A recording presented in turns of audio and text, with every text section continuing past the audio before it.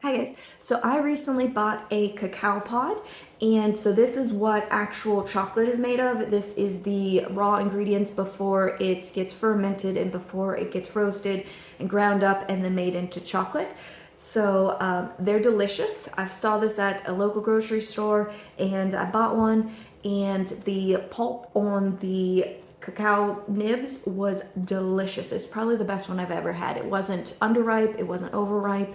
So I ate all the pulp off of the seeds, and then now I'm doing the research after this, and I found out that the pulp you probably wanted to leave on to have it ferment onto the beans, and that gives it the flavor, like a more complex flavor. Can't do that. Ate them. So I still plan to roast these and try and make them into some cocoa powder. I've got a couple over there that I'm going to try and grow. Haven't had luck with it before, but maybe this will be the time. So I'm still going to try and use these. But while I was researching how to make actual cocoa powder, I read that you could use these pods to make kind of like a tea out of them, or like a hot chocolate milk out of them. The thing is, I don't know if it's the actual pod, because this is called the husk, but then the pulp on the seeds is also called the husk.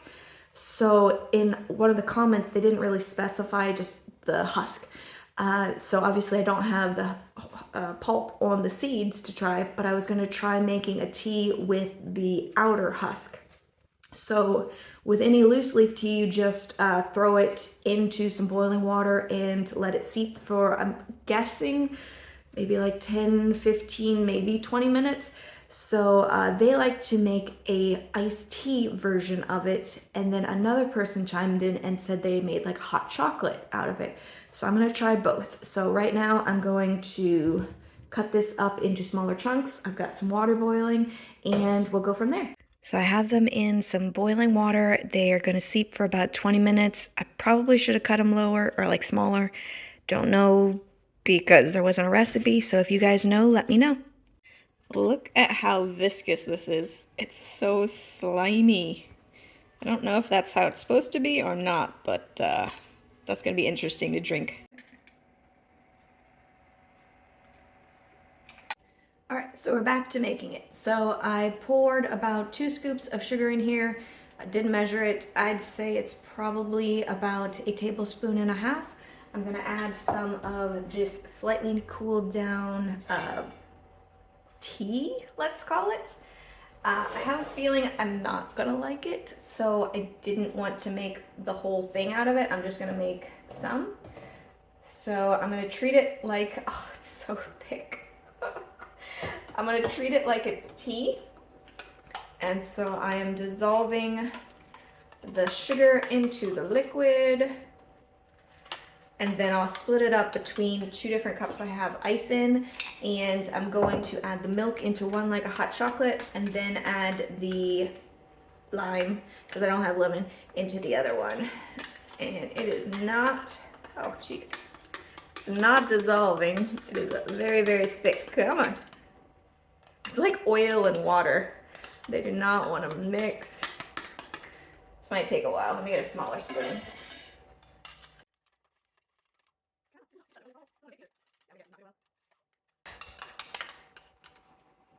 It does have an interesting smell. It smells vaguely like chocolate and then just kind of green, earthy fragrance after the rain, let's say.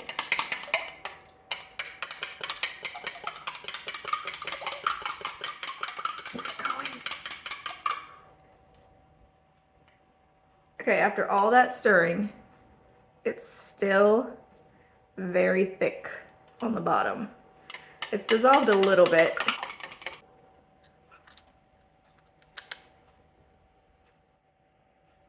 Yeah, we'll see. Okay, so split it in with the ice. Here's for, you know, I'm gonna use this one with more ice for the tea. So half in there, like that. I like my stuff pretty limey, like that. Should probably be enough. All right, let's go ahead and make the other one now too. So again, pour the sweetened liquid into there, so thick. Add some milk.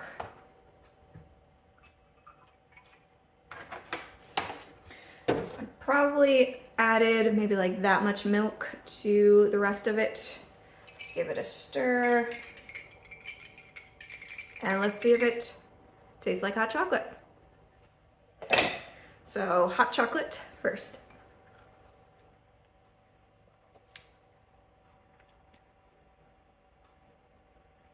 It's not bad, but it is so thick.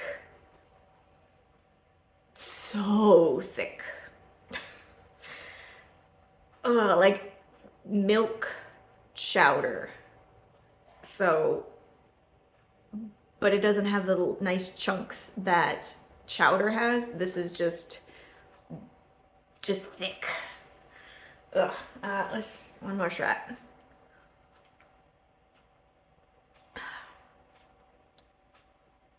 Yeah, if you could get over the thickness, it tastes okay. Now let's try the tea.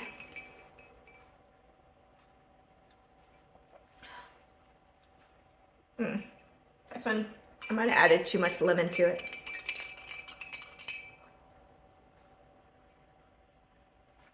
The mouthfeel is gross.